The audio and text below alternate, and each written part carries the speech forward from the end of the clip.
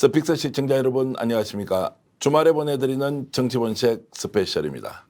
총체적 경제 난국 속에 국민은 매일 불안한 나날을 보내고 있습니다. 정치권이 이를 해결하기는커녕 오히려 혼란과 갈등을 부추기는 모습을 보면 과연 우리가 뽑은 지도자가 맞는지 질문하지 않을 수 없습니다. 그럼에도 불구하고 오늘은 과연 해법 없이 암흑 상태로 흘러가고 있는 우리 정치를 어떻게 풀어볼 것인지 전문가 세 분을 모시고 심층 토론을 시작하겠습니다. 영남일보 송국건 서울본부장님 나오셨습니다. 반갑습니다. 전 청와대 행정관이시죠. 김정욱 박사 나오셨습니다. 네, 안녕하세요. 신인규 변호사 나오셨습니다. 네, 안녕하십니까. 시청자 여러분의 소중한 시간을 허비하지 않도록 저희들이 가치 있는 토론을 진행하겠습니다. 오늘 채널 고정하셔도 좋습니다. 자, 세 분 모두 반갑습니다. 네, 반갑습니다. 오늘 주말에 보내드리는 정치본색 스페셜인데 시청자들이 완전 만족할 수 있도록 적극적으로 좀 토론을 하도록 너무 하겠습니다. 강력한 압박을. 이제 여러 가지 상황을 보더라도 지금 정말 정치가 너무 암흑 상태로 빠지고 있고 해법 없이 정면 충돌하고 있다. 이런 것들은 단순히 저희들뿐만 아니라 국민 모두가 지금 걱정을 많이 하고 있습니다. 그래서 한쪽에서는 신적배청산이다. 또 한쪽에서는 윤 대통령이 저렇게 무능하게 국정 운영하면 탄핵해야 한다. 이런 양극단의 논리가 존재하면서 충돌을 이어가고 있는데요. 이런 상황 어떻게 보시는지 신 변호사님 먼저 말씀 좀 해주시죠. 예, 저는 사실 한국 정치에 대해서 많은 국민들께서 이제 실망을 넘어서서 이제 분노를 넘어서 거의 체념 단계에 저는 들어갔다라고 일단 진단을 합니다.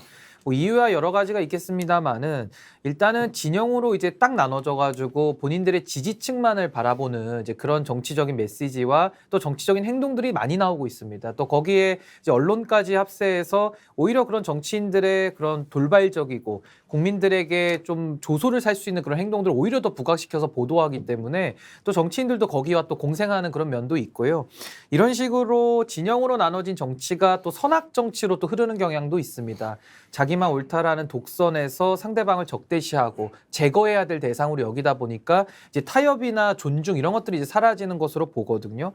그리고 마지막으로 어떠한 문제에 대해서 실질적으로 해결하는 그런 좀 생산적인 정치로 가야 되는데 지금은 얘기를 들어보면은 각 진영에 대해서 입장을 바꾸는 것을 굉장히 당연하게 여깁니다. 그러면서 사실 이렇게 제3자적으로 보다 보면은 굉장히 억지스럽다. 그러니까 억지 정치라고 또 볼 수 있는데 좀 이런 것들이 좀 융합이 돼가지고 굉장히 지금 한국 정치의 질이 전반적으로 좀 낮아지고 있는 것이 좀 큰 문제 아니냐 이렇게 보고 있습니다. 여당과 야당을 나눠서 보면 누가 좀 더 잘못하는 것 같아요. 어떻습니까? 거의 우열을 정하기 어려울 정도로 양쪽 다 저는 이제 충분히 그런 좀 극단적인 상태까지 왔다라고 보고요. 저는 국민의힘 소속이다 보니까 국민의힘은 사실 내부적으로도 그러니까 민주당과의 관계는 더 말할 것도 없고요. 당 내부에서도 내부 정치조차도 좀 실종된 그러면서 한 정파가 다른 정파를 다 숙청해버리는 듯한 이런 움직임들이 저는 매우 심각한 수준까지 이미 이르렀다. 저는 그렇게 진단하고 있습니다. 자기 비판으로 이해하고요. 좀 이따 김정욱 교수는 민주당 사정 잘 아니까 그쪽에도 비판할 점 적극적으로 좀 의사 개진해 주시면 좋겠고요. 송국건 본부장님께 좀 여쭤보고 싶은 게 실제로 이 낮은 지지율 속에서도 윤 대통령이 이제 검찰을 동원 또는 검찰을 에게 맡기면서 이렇게 이제 적폐란 이름으로 수사를 하지 않습니까? 윤 대통령에도 별로 이익이 될 것 같지 않은데 왜 이렇게 강력하게 밀어붙이고 있는 것입니까? 지금 윤석열 대통령이 밀어붙이나요? 그렇게 국민들은 인식하고 있습니다. 그렇지 않습니까? 모든 국민이 그렇게 인식하는 것은 아닐 거고. 예. 근데 어쨌든 이것이 이 윤석열 대통령은 대선 후보 시절에 이미 이런 것을 약속을 했어요. 반칙과 특권을 어떻게 신적폐몰이라는 적폐청산이라는 이야기를 하면서 했죠. 그리고 물론 이것이 검사들을 검찰 간부들을 이렇게 포진시킨 것 이것은 윤석열 대통령과 안동훈 법무부 장관이 이렇게 논의를 해서 한 거니까 결국은 윤석열 대통령의 의지가 반영이 됐다고는 볼 수가 있죠. 볼 수가 있는데 이것이 완전히 정치보복으로 딱 규정을 하고 이거 분리를 해야 되는 겁니다. 이 사법 리스크 이재명 대표의 사법 리스크와 여야 간에 협상하는 이 문제를 서로 분리를 해야 되는데 이걸 계속 지금 연결시키고 나가기 때문에 저도 이 정쟁을 숱하게 많이 봤지만 이번 같은 정쟁은 상당히 꼬리에 꼬리를 무는 그런 정쟁이 일어나고 있어요. 꼬리에 꼬리를 무는 정쟁인데 왜 그러냐면은 이재명 대표를 여기서는 민주당 쪽에서는 지켜야 하기 때문에 계속 꼬리를 안 물 수가 없는 거예요. 다른 예를 들어서 어제죠. 김의겸 의원이 그런 말을 했습니다. 뭐 청담동 거기에 대해서 뭐 술파티 새벽 3시까지 했다는 것을 국정감사장에서 턴대대해서 사과를 요구를 하니까 윤석열 대통령이 먼저 사과하면 내가 사과하겠다고 했어요. 윤석열 완전히 다른 이야기잖아요. 윤석열 대통령이 사과하는 것은 그 미국 그 뉴욕에서 했던 뭐 푸념성 발언 그것을 사과를 하면은 내가 이것을 사과하겠다. 본인이 사과를 하겠다고 하면 본인이 잘못했다는 걸 인정을 하는 거지 않습니까? 그러면 그냥 사과를 하면 되는데 윤석열 대통령이 사과를 하면 내가 사과하겠다. 그 과정에서도 또 이런 말을 해요. 169명 민주당 의원들을 모욕을 했다. 그런데 그때 이 윤석열 대통령을 공격을 할 때는 그 미국 의회를 상대로 그 EXX라는 발언을 했다고 주장을 하다가 지금은 갑자기 민주당을 상대로 또 했다고 이렇게 이야기를 해요. 그러니까 꼬리를 무는데 물론 한동훈 법무부 장관 같은 경우도 거기에 또 어떻게 보면은 그냥 뭐 일조를 한다고 할까 어쨌든 그 같이 맞대응을 하는 측면이 있죠. 그러니까 예를 들어서 우상호 의원이 이 한동훈 법무부 장관에 대해서 무례하다 어제 그런 발언을 하니까는 바로 반격을 하면서 그때 5.18 전야에 그 강주에서 있었던 뭐 NHK 노래방 사건 그걸 다시 꺼내고 하니까 이게 계속 되돌이가 되는데 결국은 그러면은 이 민주당의 목적은 이재명 대표 사수고 지금 국민의힘의 목적은 그 적폐청산 이렇게 이제 서로 맞물려서 충돌하니까 해법이 보이지 않고 계속 꼬리를 무는 그런 일이 벌어지는 거죠. 지금 당장 그래서 어느 쪽이 그 잘했다 잘못했다 이 부분은 나중에 검찰 수사 결과가 드러나서 정말 어떤 확실한 증거를 가지고 수사를 했는지 아니면 정치 보복성 수사를 했는지 그건 나중에 또 국민이 판단하시겠죠. 뭐 제가 보기에는 길게 보면 대통령이 이제 협치라는 한 축과 수사라는 축을 좀 독립적이고 중립적으로 이렇게 운영을 하면 오히려 정치는 살아나고 또 사법적 판단을 해야 될 거는 할 수 있는데 이것을 이제 좀 혼돈해서 이렇게 가버리니 국민들이 좀 더 혼란스러운 것 같고요. 근데 그 김정국 박사한테 좀 여쭤보고 싶은 것은 이런 이제 대통령의 상황 인식과 수사가 뭐 야당을 탄압하든 야당에게 불리하든 이런 거 다 떠나서 대통령 자신에게는 도움이 됩니까? 도움이 안 된다는 건 이미 성적표로 나타나는 거니까요. 예. 본인이 추진했던 신적폐청산이라고 하는 6개월의 결과가 지지율 24%에서 30% 왔다 갔다 하는 거 아니겠습니까? 그렇다면 나머지 국민들 같은 경우는 여기에 관심이 없거나 또 60% 이상은 반대하는 흐름이 분명히 있는 거죠. 그러면 대통령이 이 부분에 대해서 본인 스스로는 이것이 정의롭다고 말씀하실지 모르겠습니다만 국민의 평가가 그렇지 않다면 거기에 맞게 겸허하게 문제가 있는 부분에 대해서 사과를 하든지 아니면 설명을 하셔야 되는데 제가 볼 때 본인은 잘못한 게 아무것도 없다는 거잖아요. 지금까지. 그러니까 제가 볼 때 국민들과 정반대의 길을 가고 있는 거죠. 저는 그 이유는 명확하다는 생각이 들어요. 본인이 얘기했던 적폐청산이라고 얘기하는 건 전 기획된 야당 파괴 공작이라고 저는 생각하는 거예요. 왜냐하면 기획부터가 시작된 거잖아요. 소위 한동훈 법무부 장관을 시킬 때부터 사정정국이라고 다 야당을 이해했던 것이고 검찰총장 그다음에 행자부 장관 요번에 사임을 했던 국정원 기획조정실장 최측근들을 권력기관의 핵심에다 포스트에 찍어놨죠. 타겟이 누구였습니까? 딱 2명이었습니다. 전직 대통령, 현직 당대표. 이 두 사람에 대해서 한쪽은 사정정국을 통해서 몰고 또 한쪽은 부품무리를 통해서 몰고 그래서 제가 볼 때 이건 괴멸을 시키려고 했던 거죠. 근데 이게 왜 안 됐느냐. 아까 저기 신 변호사님 옆에 계십니다만 이준석 전 당대표를 필두로 하는 당 내용 그다음에 본인의 지지율에 발목이 잡히면서 제가 볼 때 이 부분과 관련해서 더디게 갔던 측면이 있는데 저는 어느 순간부터 아주 급격하게 저는 스피드를 냈다고 생각을 해요. 그러니까 어느 순간 사정정국을 만들어서 이제는 저는 윤 대통령도 어떻게 어디로 갈지 모르는 순간에서 그냥 악셀레이터를 갖다 세게 밟았다는 생각이 들기 때문에 매우 안 좋고 불안한 방향으로 가고 있다. 이런 생각이 듭니다. 그런데 그 문재인 전 대통령을 향한 수사 두 가지 그 월북놀이나 아니면은 그 북한 어민 강제 북송 이것은 뭐 새로운 증거들이 드러나서 윤석열 정부에서 수사를 하는 거지만 그 전에 있었던 거 뭐 월성원전 경제성 조작이나 아니면 이재명 그 대표와 관련된 모든 일들은 문재인 정권 검찰이 다 해왔던 거예요. 해왔는데 제대로 수사를 하지 않고 미진하니까 그 지금 수사 그 팀이 다 바뀌었기 때문에 그걸 처음부터 다시 들여다보는 과정이지 없던 것을 지금 막 꺼내서 지금 그러니까 문재인 정부 초기처럼 뭐 청와대 캐비넷에서 뭐가 나왔다고 하고 아니면은 각 17개 부처 전부 다 적폐청산 TF 만들어서 거기서 막 뒤져서 검찰에 갖다 주고 이랬으면 정치보복이라는 이야기가 나오지만 지금은 기존에 문재인 정권에서 하던 거를 수사를 원칙대로 하는 측면이 있는 것이고 그 조금 전에 그 국민들이 전혀 뭐 동의를 하지 않는다고 했는데 오늘 갤럽 어제 발표됐죠. 금요일마다 발표하니까 갤럽 여론조사에서 다시 30%대 올라갔습니다. 올라간 것이 그 20%대를 6주 동안 했는데 저는 그 올라간 것이 그 원래 이 정권 교체를 바랐던 국민들이 이 그 과거와의 단절, 그러니까 문재인 정부와의 단절을 원하고 있었는데 그런 움직임이 보이니까 그나마 저는 지지율이 좀 올라갔다고. 아니 저는 그분 동의 못하는 게요. 저는 이해가 안 되는 거예요. 29%에서 30% 올라간 게 되게 중요한 겁니까? 저는 계속 국민의힘 쪽에 계신 분들 같은 경우 지지율 말씀하시는데 24, 25, 27, 28, 30이 뭐가 중요합니까? 국민 중에 예를 들면 3명밖에 지지하지 않고 있다는 현실에 대해서 반성하는 게 중요한데 봐 조금만 바뀌었으니까 올라갔잖아. 아니 상식적으로 생각해 보십시오. 30%대 하다가 20%대 내려가니까 민주당에서 그러니까 제가 말씀드리는 건 29에서 30으로 올라간 게 무슨 정책 의미가 있냐고 아니 저는 30에서 20 내려온 건 거예요. 많은 의미를 보유를 했어요. 아니 그러니까 그렇게 말씀하면 안 되는 말씀. 국민들이 29, 30 올라갔으니까 잘했다고 얘기하는 게 맞냐라고 저는 아니란 말씀을 이제 드리는 더 거고요. 올라가겠죠. 또 하나는 계속 예를 들면 전 정부가 기준입니까? 모든 게? 전 정부가 한 만큼만 하면 되는 겁니까? 더 잘하라는 말씀을 계속 드리는데 매번 제가 뭘 전 정부 기준 비교를 한 게 전 정부에서 수사를 해왔다는 거지. 제가 언제 뭐 전 정부하고 뭘 비교를 그러니까 전 정부에서 수사를 못했다고 말씀하시는데 그 검찰이나 지금 검찰이나 똑같은 검찰이에요. 왜 그 검찰이 다르다고? 그러니까요. 똑같은 검찰이죠. 인사만 바뀐 거죠. 자, 어찌됐든 뭐 이제 이런 상황에서 뭐 완전히 다른 시각을 가지고 있다 이렇게 이제 뭐 이해를 하겠습니다.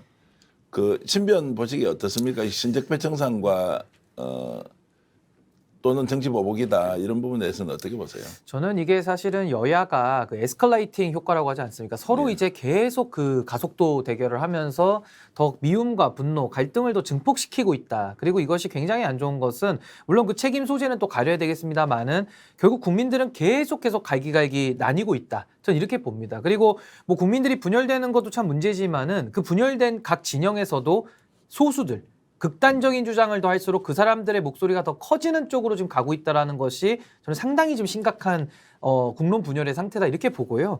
저는 사실 윤석열 대통령에게 이 모든 사태에서는 저는 주된 책임을 지금은 물어야 된다고 봅니다. 왜냐하면 대통령이라는 자리가 국민 통합의 의무가 있는 자리고요. 그리고 결국은 지금 정치로서 풀 수 있는 가장 정점에 있는 모든 권한과 키를 쥐고 있는 사람이 윤석열 대통령이기 때문에 저도 그 책임을 일단은 본질적으로는 그렇게 묻고는 싶습니다만은 지금 문재인 대통령하고 윤석열 대통령 이렇게 보면요.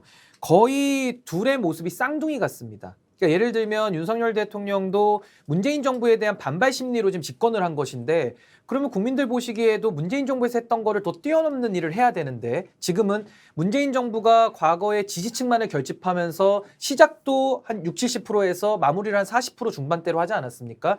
자기 지지층만 관리하다가 끝났거든요. 근데 지금은 윤석열 정부도 초기부터 그걸 비판했었는데 지금 그 행태를 똑같이 반복하고 있습니다. 그 최근에 나왔던 이제 뭐 논리 중에 나오고 있는 논리 중에 이제 전 정권에 해석했기 때문에 우리가 하는 게 무슨 이게 정치 보복이냐 이것도 적폐청산이다라는 국민의힘 논리에 대해서는 어떻게 보세요? 그러니까 이제 적폐청산이라는 것을 많이 당한 것도 사실입니다. 그러니까 당시에 이제 박근혜 정부가 탄핵으로 물러나면서 과도한 수사를 했었던 것이죠. 그래서 많은 보수 인사들이 구속이 되고 이렇게 했었는데 저는 지금 민주당에서도 이걸 혼동하면 안 되는 것이 과거에 대한 수사, 당연히 문재인 정부하에서 권력을 한번 가졌었기 때문에 그 안에 부정부패가 있을 수밖에 없는 겁니다. 그건 어느 정부나 마찬가지고요. 근데 거기에 대해서 과거에 일어난 일에 대해서 수사가 안 이루어진 것들 지금 현 정부 들어와 수사 이루어지고 있는데 이거에 대해서는 모두 다 뭐 기획된 수사고 다 보복이다. 이런 식으로 이제 접근을 하다 보니까 지금은 이제 여야가 거의 뭐 양보할 수 없는 거의 전쟁 상태로 들어가지 않습니까? 자, 조금 이제 진도를 더 나가보겠습니다. 그러면 자 범죄 사실이 있는데 당연히 수사해야 하고 처벌해야 되지 않습니까? 거기에서 어느 국민도 이제 부인을 할 수 없는 것일 테고요. 그런데 현재 이제 검찰의 수사 행태는 과연 모든 국민이 법 앞에 평등하다는 정도의 신뢰를 주고 있느냐, 즉 법 집행의 정당성이라는 측면에서 보면 송 부부님 어떻게 보십니까? 지금 검찰이 수사를 진행하고 있는 일련의 행태, 감사원이 감사를 해서 고발을 수사 의뢰를 하고 검찰이 적극적으로 나서서 하고 있는 이런 것들이 결국 선택적 법 집행 아니냐라는 이제 비판이 있는 것도 사실인데 어떻게 보세요?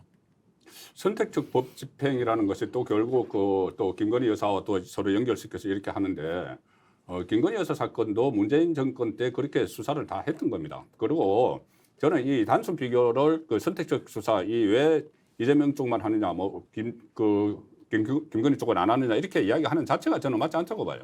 이재명 그 대표에 관련된 수사는 경기도지사 시절 뭐 공직에 있을 때 그리고 대선 후보 시절의 이야기고 문재인 전 대통령에 관련된 수사는 국가를 운영하는 과정에서 있었던 겁니다. 김건희 여사에 대한 수사 지금 막 하라고 하는 것은 이 세 가지죠. 크게 코바나 컨텐츠 협찬하고 뭐 도이치모터스 주가 조작 또 뭐 경력 허위 가장 이런 건데 이런 것들은 대부분 다 윤석열 대통령과 결혼하기 전에 일어났던 일이고 그리고 그 뭐 주가 조작 같은 것에 혐의가 있다고 해도 그것이 어떻게 그 대선 자금 뭐 몇십억씩 뭐 8억하고 드러난 거 이런 것하고 대장동하고 단순 연결을 시킬 수가 없는 그런 상황인데 이것을 계속 같이 덩치를 시키려고 계속 시도를 하는 거 저는 차라리 민주당에서 하려면은 김건희 여사는 빼고 그 조정원 의원인가가 이야기했었죠. 왜 자꾸 그 배우자를 건드느냐. 그 완전히 결정적인 게 있으면 몰라도 차라리 윤석열 대통령을 가지고 그 전에 무슨 뭐 고발 차주 의혹이나 이런 것 가지고 막 적극적으로 하면 몰라도 이것은 지금 서로 급이 안 맞다는 생각이고 또 하나는 검찰이 그러면은 그 검찰과 감사원이 뭐 짜고 이 뭐 적폐청산이라고 막 한다. 그러면은 지금 법원은 어느 쪽에 가깝죠? 법원은 김명수 대법원장 체제입니다 아직. 그런데 검찰에서 수사하는 그 뭐 체포영장이나 아니면은 구속영장이나 아니면 압수수색 영장이 법원에서 막 발부가 되고 있어요. 그러면은 그만큼 법원에서 판단을 할 때 충분하게 그 어떤 정황 증거들을 제시를 했기 때문에 이 법원에서 영장을 발부를 하는 거죠. 그래서 물론 뭐 이것을 전혀 아무런 정치적 의미가 1도 없이 정치적 목표 1도 없이 한다. 이거는 현실적으로 안 맞는 말이죠. 왜 그러냐면은 이 윤석열 대통령이 국정목을 지향하는 국정 목표에 맞출 수 있는 사람들을 감사원에도 뭐 사무총장 같은 경우에 감사원장은 뭐 문재인 정부 때 임명이 됐지만 그렇게 한 측면은 있지만 그것을 완전히 정치적 목적에 의해서 한다는 것은 법원까지도 지금 그 신뢰를 하지 못한다는 이야기가 되는 거죠. 어떻게 보십니까? 검찰의 수사 행태, 집행의 정당성. 일단 기본적으로 민주당은 김건희 특검 얘기는 지금 안 하고 있죠. 예. 이재명 특검만 하자고 말씀을 하고 있는 상황이기 때문에 뭐 좀 기본적으로 거기에 대해서 동의하는지 안 동의하는지 국민의힘이 지금 얘기할 필요가 있다는 생각이 들고 여론조사를 보더라도 이재명 수사에 대해서는 특검으로 하자는 여론이 훨씬 더 높게 나왔더라고요. 보니까 미디어 뉴스토마토에서 한 거에 의하면 전 그래서 말씀하신 것처럼 그 두 개를 갖다 비교하고 싶지 않습니다. 근데 많은 국민들이 느끼는 건 뭐냐면 왜 특검을 하자고 그러느냐. 현재 있는 검찰이 수사를 하는 것이 공정할 수 있겠는가라고 하는 것에 대해서 의구심들을 국민이 가지고 있는 거죠. 전 그렇다면 이 문제에 대해서 왜 소위 국민의힘이 수용하지 못할까? 전 그게 좀 이해가 안 되는 거고요. 뭐 국민의힘이 얘기하고 있는 대통령 관련된 뭐 부산저축은행 문제라도 빼자고 얘기했으니까 적어도 특검에다가 객관적이고 공정하니 여기다 맡겨놓고 여야가 이제 협치를 하든 뭘 하든 민생 문제 관련해서 경쟁을 하자라고 하는 측면들로 저는 어떤 나름대로의 합의를 보면 될 거라는 생각이 드는데 여기에 대해서 합의를 좀 볼 수 없는 상황으로 갈 수밖에 없다라고 생각이 들어서 저는 어떤 접점이 없을 거라는 생각이 드는 것이고요. 제가 김건희 여사 문제는 조정훈 의원 얘기처럼 쫌스럽다고 얘기해서 별로 말하고 싶진 않습니다만 이 사건이 작은 사건이 아니에요. 주가 조작이라고 하는 것이 시장 자본시장을 갖다 위반한 거 아니겠습니까? 이게 김건희 여사가 아니라고 하더라도 되게 중범죄에 해당되는 내용이고요. 그다음에 논문의 표절 같은 경우도 마찬가지입니다만 가짜 인생을 사는 것이고 과거에 국민의힘이 조국 전 장관 자식들에 대해서 얼마나 문제되겠습니까? 그러니까 이건 입시 문제는 아닙니다만 어떤 형태로든지 본인이 앞으로 어떤 취직을 할 때나 그걸 다 자기의 경력으로 사용하는 문제가 분명히 있기 때문에 그런 것이고 또 하나는 코바나 콘텐츠 같은 경우는 지금 뇌물죄 얘기가 나오고 있는 거죠. 전시회 문제 관련해서. 이 범죄가 전 쫌스럽지 않다고 생각하는 거예요. 하지만 이 두 가지를 같이 놓고 하지 말자고 얘기하니 민주당 입장에서도 그걸 뺀 거니까 그건 빼시고 특검 문제에 대해서 빨리 국민의힘이 입장을 밝히시면 될 것 같아요. 제가 볼 때 현재 있는 소위 윤석열 대통령의 최측근이 법무부 장관이고 검찰총장인 상황에서 검찰이 하고 있는 수사에 대해서 공정하다고 얘기할 수 있을 것인가? 또 대통령의 지지율이 30% 정도가 안 되는 상황에서 검찰의 수사가 공정하다고 생각할 수 있을 것인가? 저는 국민적 관점에서라도 특검에 대해서 합의하는 것이 전 유일한 방법이라고 생각합니다. 특검에 대한 국민의힘 입장은 나왔죠. 이거 시간 끌기용이다고 입장이 나왔고 입장이 안 나온 것이 아니고 그리고 이 특검을 하려면은 검찰 수사가 비즈니스 특검을 하려면은 상설 특검으로 하면은 뭐 가능해요. 상설 특검은 이 대통령이 뭐 특검도 임명을 하고 법무부 장관이나 국회가 이렇게 발의를 할 수가 있으니까. 그런데 지금 하자는 거는 특검법을 별도로 만들자는 거니까 별도로 만들면은 지금 다수당을 차지하고 있으니 저번에 김건희 특검법 발의했을 때처럼 특검 임명권을 무조건 민주당이 갖겠다는 그 이야기가 되기 때문에 지금 뭐 국민의힘에서는 받아들이기 어려우니까. 그러니까 이제 논점을 특검을 할 것인지 말 것인지 가지 말고 지금 현재 검찰 수사의 이제 정당성이 어느 정도인가에 대해서 이제 좀 견해를 여쭤봤고요. 신 변호사님이 보실 때 이 검찰 수사 지금 방향이나 내용 그리고 또 선별적이다라고 하는 부분은 어떻게 보십니까? 저는 일단 현재 검찰 수사에 대해서 평가를 좀 하자면은 상당히 이것이 정치적인 오해를 받을 수 있는 수사 사건 아니겠습니까? 그렇다면 저는 조금 더 좀 신중하게 조금 더 한 번, 두 번 더 숙고하는 모습을 통해서 좀 핀셋으로 좀 외과적 수술을 하는 이제 그런 방식의 접근이 필요했는데 저는 그런 노력은 좀 부족했다라고 좀 평가를 합니다. 그런데 뭐 특검 얘기를 안 할 수가 없는데요. 지금 민주당에서 계속 특검 얘기를 하고 있는데 사실 특검이라는 것이 예외적인 거 아니겠습니까? 일반적인 검찰이라는 수사 조직이 있는데 그걸 못 믿겠다 해가지고 본인들이 원하는 특검을 해가지고 하겠다. 이거는 좀 말이 안 맞는 거거든요. 그렇다면 과거 5년 동안에도 문재인 정부와의 검찰을 문재인 정부를 지지하는 분들은 다 공정하다 생각했겠습니다만은 반대 진영에 있는 사람들은 그 수긍하기 어려웠겠지 않겠습니까? 그럼에도 불구하고 수사를 다 받았거든요. 그래서 저는 특검을 가기 위해서는 수사를 하지 않거나 수사가 미진하거나 이랬을 때 저는 이제 특검을 가는 것이 원칙이다라고 보고요. 수사의 편파성 얘기하시는데 수사의 편파성을 통해서는 뭐 인권 탄압이라든지 인권 침해 이런 걸 우려하는 거 아니겠습니까? 근데 이런 거에 대해서는 법원에서 영장을 발부하고 법원에서 결국 판단하는 것이기 때문에 이걸 가지고서 지금 문제 삼기 좀 어렵고요.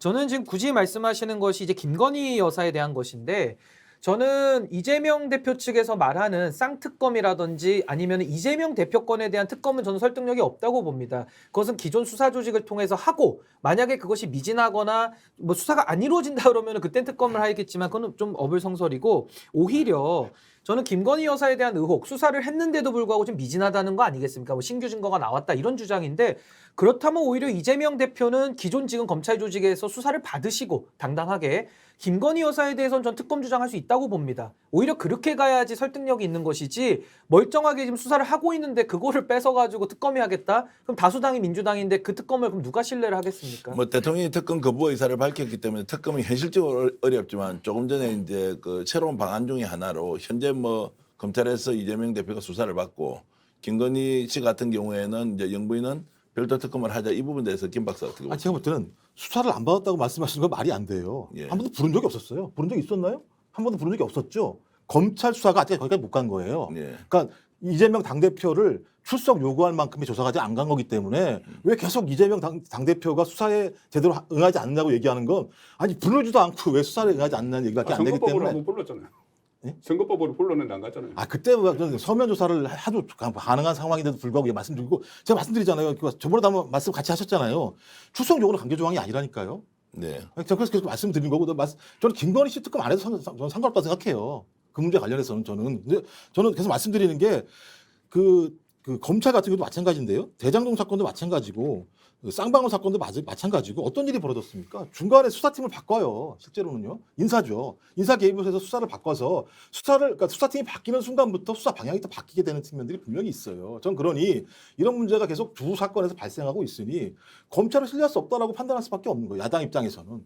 전 그렇다면 저희 그 검찰의 공정한 수사가 기대되지 않았을 때 특검을 요구할 수 있는 거예요. 그래서 예외적이라고 말씀하시는데 특검은 검찰이 수사를 하든 말건 상관없이 국회에서 검찰의 수사가 공정하다라고 판단되지 않을 때 제기할 수 있는 거예요. 근데 그것이 되냐 안 되냐의 문제는 가장 중요한 것은 여야가 합의가 안 되니까 그다음에 지금 현재 대통령이 반대할 것인가를 떠나서 국민 여론이 특검을 요구한다면 할 수 있는 거라고 생각이 들기 때문에 저는 그 말씀을 드린 겁니다. 정치권에서 이제 특검 문제는 합의가 안 될 거라고 국민들도 인식을 하니까 뭐 다수 국민은 포기하고 또 뭐 소수의 국민들은 이제 거리로 나가서 대통령 아예 탄핵을 시켜버리자. 그렇지 않고서 풀리지 않는다. 그래서 민주당 대표인 이재명조차도 거리로 나와서 같이 그냥 윤석열 정부의 퇴진투쟁 바로 하자. 이렇게 하면서 다수의 국민은 좀 빠져 있고 소수의 국민들은 거리로 나서서 이제 정권 퇴진 운동을 시작했는데 그 부분은 지금 어떻게 보십니까? 저는 탄핵 주장에 대해서는 저는 반대합니다. 예. 왜냐하면 탄핵의 사유가 있는지 저는 정확히 지금 확인이 안 되는 상황이고요. 네.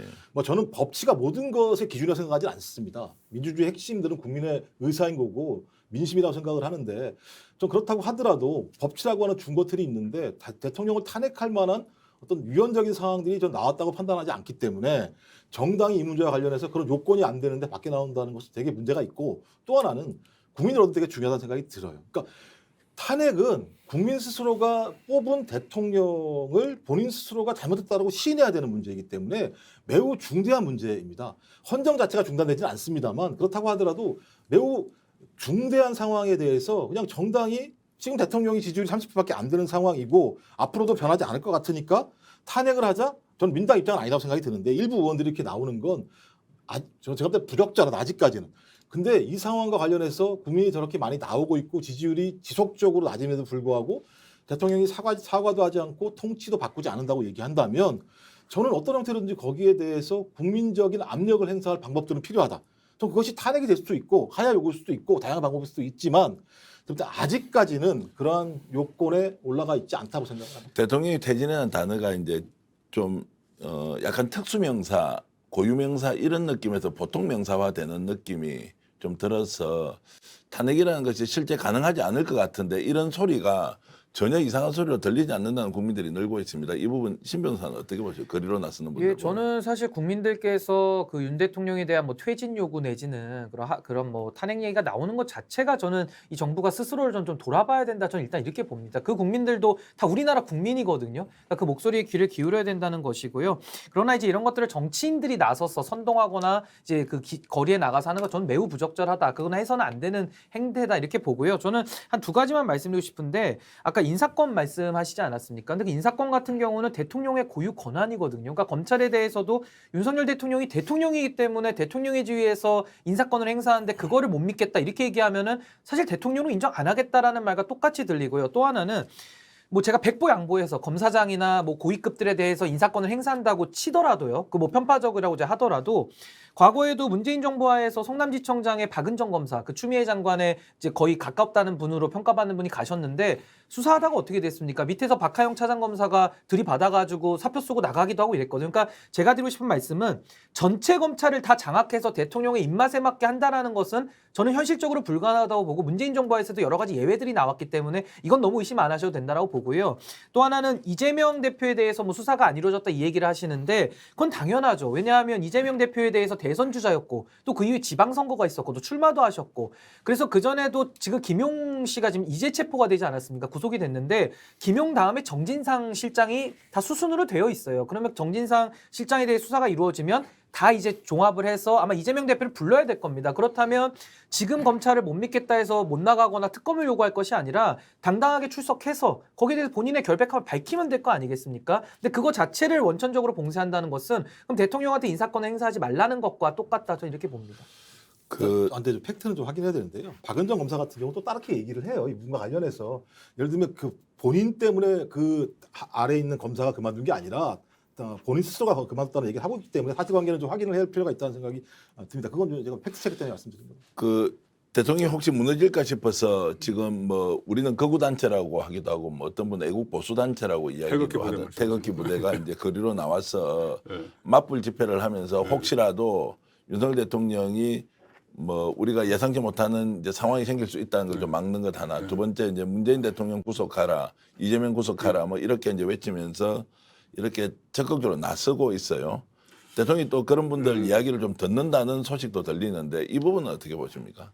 아니 그러니까 저희 선후 관계를 저는 그 제 사무실이 강화문 내거리 그 프레스센터에 있기 때문에 그 매주 봅니다. 제 주말에도 출근하기 때문에 처음에 이 집회를 시작한 거는 지금 말씀하신 그 보수단체예요. 보수단체는 처음부터 집회를 시작했어요. 대통령 그 정권 교체되고 나서 매주 그러면서 그때 했던 것은 뭐 이재명 구속, 뭐 문재인 뭐 처벌 이런 거예요.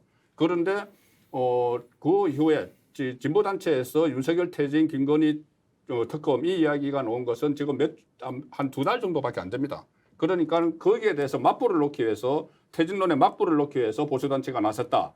이것은 지금 앞뒤가 좀 안 맞을 수가 있죠. 지금은 이제 그 결과적으로는 지금은 이제 맞불을 놓는 형태가 됐고 오늘도 토요일에 아마 지금 강화문에 양쪽이 부딪혀 있을 거예요. 그런 상황이 됐지만 그것을 뭐 맞불을 놓기 위해서 보수단체가 동원이 됐다. 또 나갔다. 이것은 제가 말씀드린 대로 선후 관계가 있기 때문에 그것 때문에 나가는 것은 아니고 뭐 말하자면 적폐청산에 대한 욕구죠. 신적폐청산에 대한 욕구 때문에 나갔다 이렇게 볼 수 있는 것이고 윤석열 대통령이 이 거구 쪽의 말을 많이 듣는다. 거구 쪽의 말을 많이 듣는다는 것이 저번에 다른 거 없어요. 그렇게 그 이야기를 하는 것 중에 하나가 뭐 한 2명인가 대통령실에 거구 유튜버가 들어갔다가 네. 그 바로 나왔죠. 바로 나왔기 때문에 대통령 입장에서는 물론 이 보수 쪽의 지지를 받아서 뭐 당선은 됐지만 최근에 하는 행보 어떻게 보면 뭐 약자와의 동행, 약자를 보살피는 이런 문제들은 원래 민주당이 가지고 있던 아젠다들을 지금 많이 사용을 하고 있기 때문에 꼭 그 지금 이념을 가지고 이야기할 거는 아닌 것 같아요.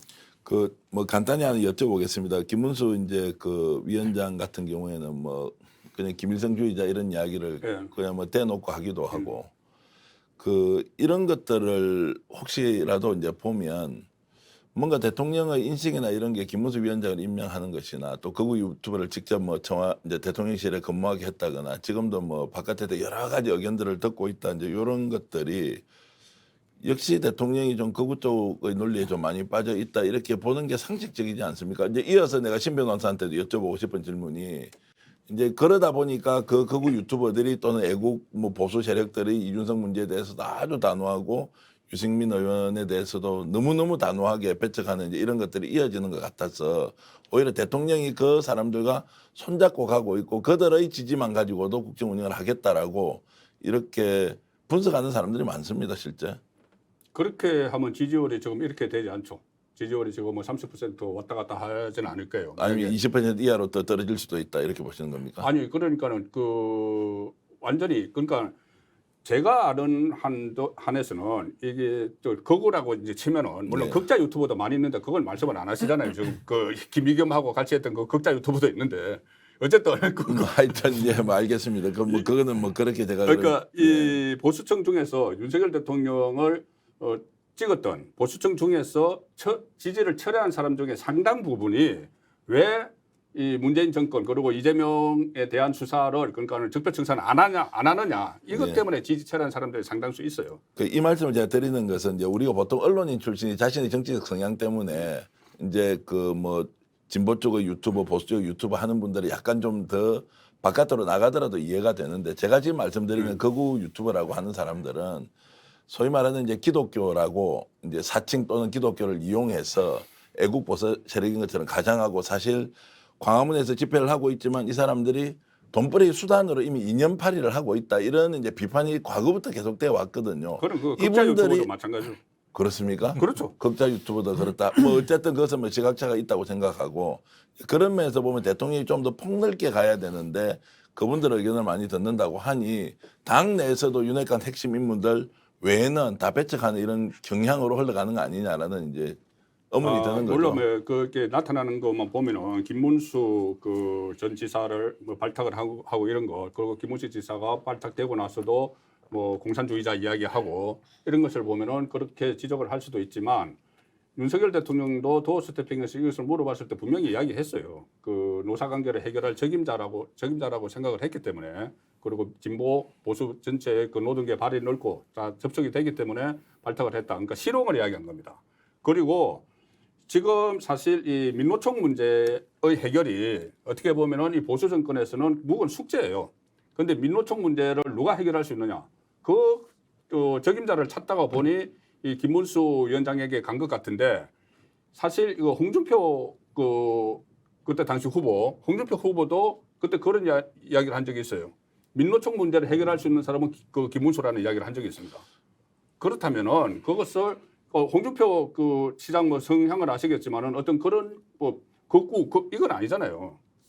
아니죠. 그러면은 그것을 어떻게 보면 민노총 문제 해결이 가장 시급한 새 정부의 과제니까 그것을 해결하기 위한 적임자를 찾았다 이렇게도 볼 수 있는 거죠. 어쨌든 뭐 이 문제는 시청자 여러분들이 판단하시면 될 것 같습니다. 예를 들어서 민노총 문제를 해결하는 당사자가 과거의 경험으로는 뭐 노동운동을 했던 분이어서 김문수 위원장이 좋다고 할 수 있지만 그런 분이 국회에 국정감사에 나와가지고 김일성주의자라고 얘기를 하고 뭐 북한 추종 세력처럼 이렇게 해버리는 것이 과연 옳은지 그런지는 오늘의 뭐 주제가 아니니까 일단 시청자 여러분들의 판단에 맡기기로 하고 그렇게 좀 좁은 영역에서 대통령이 이제 국정 운영을 하다 보니까 너무 거구 편향적인 거 아니냐. 당내 문제조차도 너무 좀 배제적으로 이렇게 정치를 하는 것이 아니냐라는 지적에 대해서 신변 어떻게 보시나요? 저는 뭐 극우다 이런 표현보다는요, 좀 주제별, 이슈별로 좀 나눠봐야 될 것 같은데, 좀 극단적 주장을 하는 분들이라고 하는 게 더 맞을 것 같습니다. 극단 주장자들이고, 또 이분들을 저는 감히 제가 좀 구태적인 외형을 띠고 있다, 저는 이렇게 봐요. 그 이유는 과거에 자유한국당 시절에 전체 선거에서 4연패를 했거든요. 그러니까 쉽게 말하면 국민들에게 심판을 이미 받았기 때문에 제가 참 죄송합니다만 구태라는 표현을 제가 쓴 겁니다. 그래서 그 세력들과 손을 잡았다는 것이고, 그 증거가 뭐냐면은요. 이분들이 뭐 처음에는 박근혜 대통령 탄핵 무효를 외쳤습니다. 근데 지금은 탄핵 무효를 외치는 것이 아니라 이제 부정선거, 그런 식으로 이제 주제가 자꾸 옮겨 붙었거든요. 그런 사안들 속에서 정상적인 제도권 내의 어떠한 기능들을 마비시키고 그것들에 대해서 부정하는 듯한 목소리를 과격하게 냈던 분들인데, 제가 예를 들면 그분들이 이제 김문수 지사도 그 안에 들어가고요. 또 전광훈 목사 같은 사람이 또 해당이 되고요. 지금 뭐 강신업 씨 같은 경우도 거의 뭐 그 수준으로 가고 있죠. 그리고 황교안 대표 또 이제 대표 선거 또 나온다고 하고요. 이런 분들이 지금 당의 소위 말하는 이제 주류로 이렇게 인식이 되는 것 자체가 이미 국민의힘은 개혁적인 모습이나 이런 거 다 벗어적기고 과거로 좀 돌아간 겁니다. 그러니까 윤석열 대통령이 이분들한테 공간을 준 게 사실이고요. 거기에 대해서 이분들이 공간을 가짐으로써 어떻게 됐습니까? 중간에 이준석 대표나 유승민 대표를 위시했던 이제 그런 소위 말하는 좀 합리적인 보수들은 목소리가 이제 사라지는 것이거든요. 이번에 정진석 위원장은 뭐 당협위원장 갈아가지고 한 67석 자기들 사람 넣고 또 기존에 임명됐던 사람들도 뭐 철회한다 이런 얘기 좀 하고 있지 않습니까? 이런 걸 지적하는 것이고요. 저는 하나만 더 말씀드리고 싶은 게, 아니 이번에 김의겸 의원이 엉뚱한 의혹 제기해가지고 그 사람들의 말만 가지고서 한동훈 장관한테 뒤집어 씌우니까 굉장히 잘못했다고 저는 생각하거든요. 저는 그 논리를 이준석 대표에게도 똑같이 전 적용시켜야 된다고 생각합니다. 이준석 대표에 대해서도 증언밖에 없고요. 거기에 대해서는 이미 검찰에서도 이 경찰에서도 지금 다 무혐의로 난 사안에 대해서 이미 윤리위에서 또 징계를 때렸단 말입니다. 근데 여기에 대해서는 한동훈 사건에 대해서는 다 분노를 얘기하고 김의겸 의원에 대해서 뭐라고 하시는 분들이 이준석 대표에 대해서는 증언만으로도 앞서서 지금 유죄 추정을 하고 있거든요. 이런 것들에 대한 것이 지금 국민들의 평가를 받기 어려운 상태에 지금 보수가 처해 있다. 저는 그렇게 봅니다. 지금 만약 당대표 선거에서 유승민 뭐 전 원내대표 같은 분이 출마하더라도 되지 않고 윤핵관 쪽에서 만약 당권을 잡았다. 그리고 검찰공화국 계속 이어간다. 소위 말하는 검찰공화국.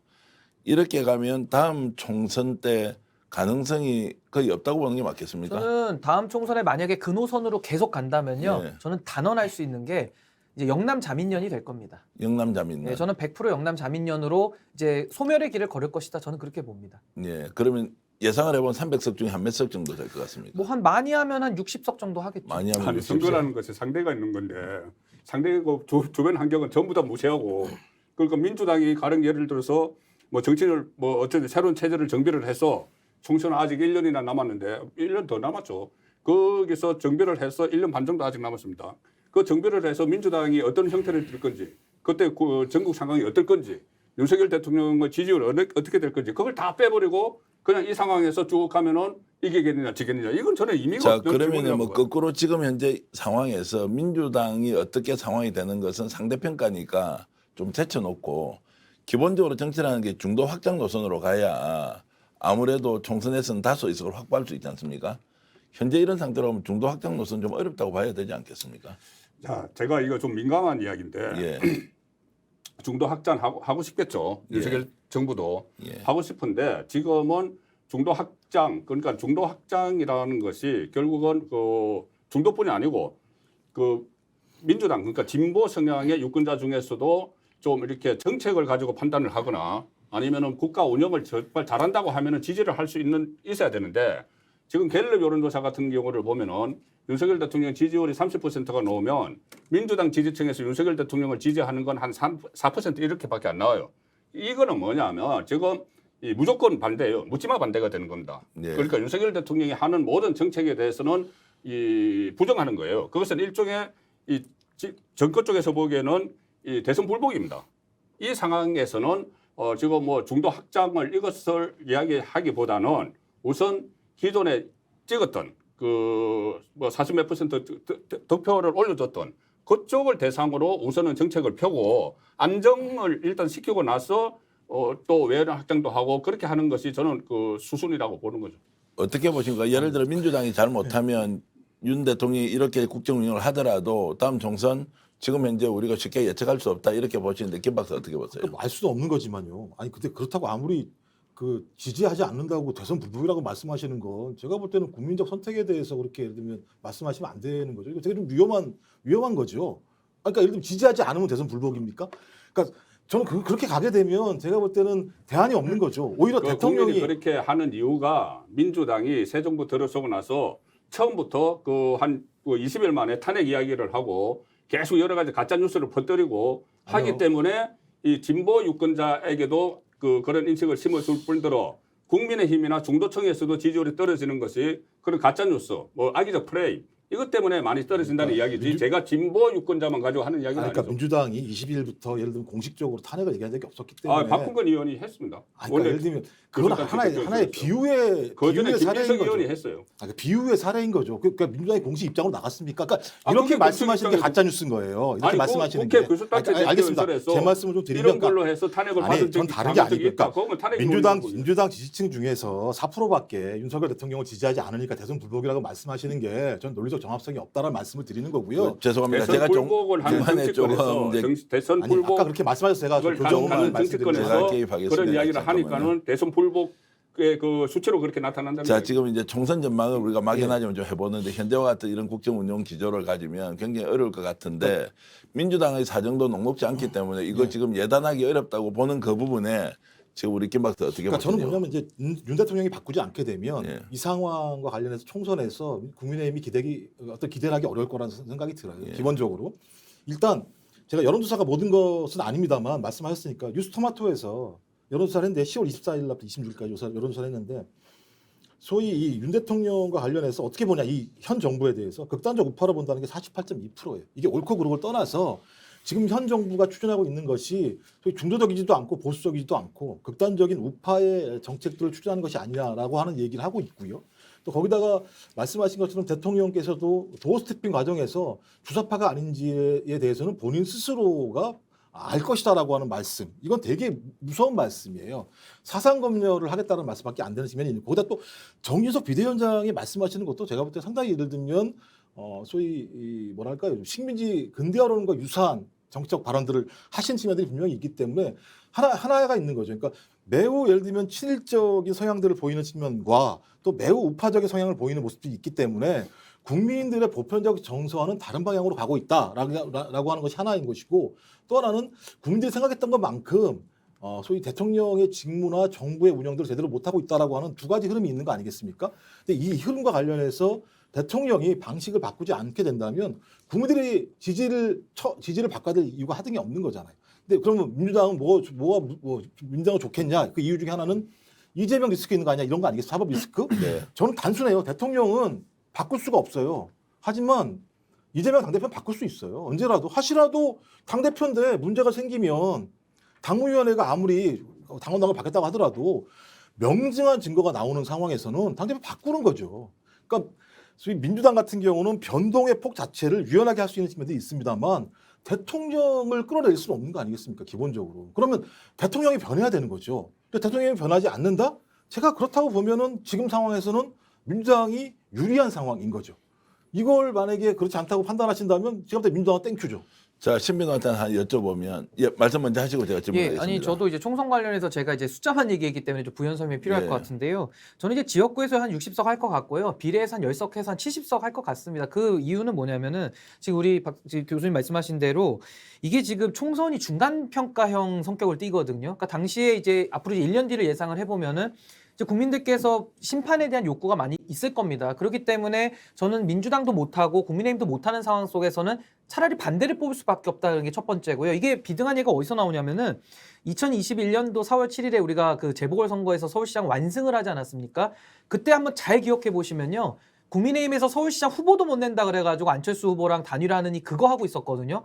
근데 당시에 오세훈 후보를 해가지고 완전하게 58%까지 얻어버리거든요. 그게 바로 문재인 정부에 대한 심판으로서 국민의힘이 잘했든 잘못했든 이번에는 묻지마 갈아봐야겠다 이러면서 그렇게 여론이 쏠리는 거거든요. 그래서 저는 지금 이 상황으로 계속 간다 그러면 국민적 분노가 저는 이제 하늘을 찌를 거라고 보는데 그게 이제 저는 심판으로 완전히 드러날 것이라 보고요. 아까 탄핵 얘기하셨는데 굉장히 민주당이 선 넘었습니다. 그러니까 초반부터 그렇게 탄핵 얘기를 했었는데 저는 그거를 또 과거를 얘기해 좀 죄송합니다만은 이준석 당대표 딱 처음 취임했을 때 20일밖에 안 돼가지고 신지호 의원 같은 사람들 방송 나와가지고 탄핵 운운했거든요. 그러니까 이게 저는 여야가 입장만 바뀔 뿐이지 항상 그런 식으로 극단적 주장을 늘 해온다는 얘기를 제가 꼭 드리고 싶습니다. 그 신 변호사 보시기에 윤석열 대통령 지금 이런 낮은 지지율 상황에서도 계속 국정 운영의 패턴을 유지할 것이라고 봅니까? 아니면 그래도 지금 이렇게 가지만 당대표 선거하고 내년 상황도 계속 이렇게 되면 바꿀 수 있다 이렇게 보십니까? 저는 아까 제가 서두에 문재인 대통령과 거울을 보는 것 같다 이렇게 얘기를 제가 했었거든요. 예. 그래서 저는 윤석열 대통령이 저는 태도를 바꿀 가능성은 굉장히 낮다라고 저는 봅니다. 그래서 저는 이제 이렇게 되면요. 지지율이 콘크리트 지지율이 24에서 35% 사이는 나오거든요. 그것이 이제 탄핵으로 검증된 홍준표 자유한국당 후보가 얻었던 24% 그리고 지금 윤석열 대통령이 30% 초중반까지는 올라갈 겁니다. 그래서 저는 그 35% 그걸 넘어가긴 좀 어렵다고 보거든요. 근데 그 안에서 저는 고착화되면서 자기 지지층만을 위한 정치를 저는 한 가능성이 굉장히 높다. 근데 그렇게 되면 더 국론은 분열될 거고요. 더 저는 정치가 실종되는 쪽으로 갈 것이다. 저는 그렇게 봅니다. 대통령 바뀔 가능성 별로 없어 보입니까, 국장님? 대통령이 바뀌어요. 예, 대통령을 바꾸면 윤석열 대통령의 국정 운영 방식이 좀 변화, 협치, 협력 이렇게 갈 가능성은 없습니까? 바뀌겠죠. 바뀌어야 되고. 어떤 계기로 바뀔 수 있습니까? 지금 일단 그 여론 조사 같은 것도 상당히 어떤 왜 이런 여론 조사 결과가 나오는지도 지금 집중적으로 분석을 하고 있고 사실상 이 정치를 그때 대통령 처음 한다고 해보는 거라고 해서 많은 비판을 받았지 않습니까? 그 이야기는 본인이 정치를 지금 처음 해본 거예요. 정치를 처음 해봐서 지금까지 역대 대통령들은 전부 다 정치를 하면서 여러 가지 시행착오를 다 겪고 대통령이 됐죠. 그런데 윤석열 대통령은 그런 정치적인 시행착오를 한 번도 안 겪었던 거예요. 한 번도 안 겪은 것 때문에 심지어 도어 스태핑 이것도 정치인 출신이면 절대 안 합니다. 그거 다 부담 나중에 역풍이 불 거를 다 알기 때문에. 그런데 그런 시행착오를 안 겪었기 때문에 도어 스태핑이라는 걸 했고 그것이 또 긍정적인 측면도 있지만 부정적으로 작용도 하기도 했죠. 그래서 지금은 그런 것을 다 본인이 학습 능력이 속도가 빠르니까 아마 체화를 하면서 하나씩 변해 나갈 걸로 저는 봅니다. 김 교수님 어떻게 보세요, 김 박사님은? 윤석열 대통령 지금 국정 운영 패턴 바꾼다 안 바꾼다? 안 바꾸실 것 같아요. 제가 안 볼 때는. 바뀐다. 왜냐하면 적어도 한 3개월 동안 20%대 초반, 30%대 초반의 지지율에 머물러 있음에도 불구하고 또 많은 사안마다 국민들이 사과를 하거나 설명해 달라고 요청했음에도 불구하고 또 국회의장도 정의당도 민주당도 어떤 부분에 사과해 달라고 얘기했을 때 말씀하시는 거 보면 그 자체가 없다고 말씀을 하세요.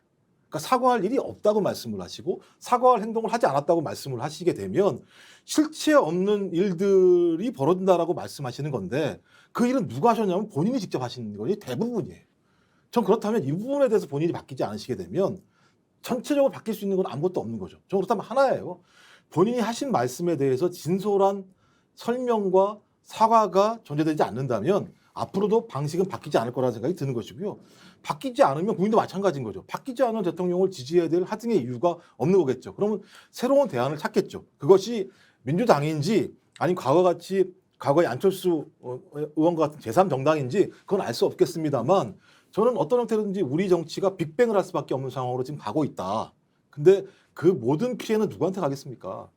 국민한테 갈 수밖에 없겠습니다만 국민한테 간 피해가 어디로 다시 튕기겠습니까? 대통령한테 갈 수밖에 없다는 생각이 들어서 저는 바뀌는 것이 본인이 해야 될 리더십의 가장 궁극적인 핵심이라고 생각하는데 바뀌지 않을 것 같습니다. 혹시라도 대통령이 안 바뀌는데 야당이 바뀌어서 협치가 되는 수도 있습니까? 그 사법 리스크 때문에 되게 어려울 것 같아요. 되게 어렵다. 당대표의 사법 리스크 또 전직 대통령의 사법 리스크가 있기 때문에 야당이 변화하기는 어려울 것 같고 저는 지금 이 말씀을 들으면서 또 다른 패널들 민주당 사람들도 그렇지만 마치 바뀌지 않기를 바라는 것 같은데 바뀌라고 이렇게 계속 요구를 하고 이런저런 것을 바뀌라고 요구를 해야 되는데 마치 바뀌지 않고 막판까지 가기를 바라는 그런 뉘앙스로 계속 이야기를 하는 것은 해명을 좀 하셔야 되겠습니다. 저는 제가 이 스픽스는 이게 다 동영상에 떠 있지 않습니까? 예. 저는 방송 나와서 매번 말씀드린 게 뭐냐면 탄핵에 반대한다. 대통령이 변하셔야 된다. 그래야 민생이 산다라는 얘기를 주구장창 했어요. 그러니까 제가 그런 시선으로 보시니까 제가 그렇게 얘기해도 그렇게 안 믿으시는 거죠. 제 본심까지 판단하지 않으셨으면 좋겠다 이런 말씀을 좀 드리고 싶어요. 뭐 신변도 한 말씀 하시죠. 저는 이제 왜 안 바뀐다고 보냐면요. 사실 사람이 바뀌기 위해서는 그만큼의 충격을 느껴야 됩니다. 그러니까 예를 들면 우리가 뭐 버릇없는 아이들 같은 경우 있지 않습니까? 바뀌려면은 뭐 어디 가서 혼을 세게 나든지 아니면 어디 가서 뭐 청학동이라도 가서 훈련을 받든지 이러면 바뀔 수가 있어요. 근데 이게 안 바뀌는 이유는요. 여당에서 굉장히 대통령 추종 쪽으로 가고 있기 때문에 야당에서 비판을 해도 저것은 들을 얘기가 가치가 없다. 뭐 소위 말하는 좌파 이론이다. 극단적으로 가고 있으니까요. 그러면서 우리 대통령 잘하고 있다. 조금 더 이런 식으로 하면 된다라는 여론이 지금 강하기 때문에 전 이것이 여당 내에서도 지금 뭐 소위 말하는 건강한 균형과 견제가 안 되고 있는 상황 속에서 그럼 대통령에게 어떤 자극을 줄 수 있어서 바꾸겠느냐.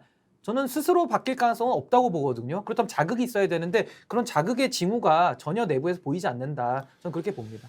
자, 그러면 오늘 토론 마무리하면서 이제 이런 생각이 듭니다. 대통령이 바뀌면 너무 좋겠다. 또 반드시 바뀌어야 한다. 그래야만이 정치가 살아나고 협치가 활성화되어서 국민들이 원하는 좋은 상품들을 선택할 수 있는 기회가 온다. 이런 생각을 하고요. 오늘 세 분 말씀 들으면서 진심으로 우리 윤석열 대통령께서 이런 내용들을 숙지하셔서 더 좋은 정치, 더 좋은 나라를 만들어주길 진심으로 바라겠습니다. 그리고 하나 이제 공지 말씀 드리겠습니다. 다음 주 월요일입니다. 이제 생방송 정치 본색 시간이 변경되는데요. 지금은 평일 아침 11시부터 11시 50분까지 했는데 지금 이제 다음부터는 평일 오후 5시부터 6시까지 박진영 숙명여대 개공교수의 진행으로 계속 여러분들을 위한 프로그램을 만들어 갈 것입니다. 그 시청률 그리고 구독자 수 또 조회수 이런 것들을 종합적으로 고려해서 이 시간으로 가면 더욱더 많은 스픽스 시청자 여러분들을 만날 수 있다는 판단을 내리고 스픽스에서 새롭게 시간을 편성했습니다. 계속해서 많은 시청 부탁드립니다. 그리고 오늘 세 분 긴 시간 토론해 주셨고요. 진지하게 또 말씀 주신 거 깊이 새기겠습니다. 고맙습니다. 감사합니다.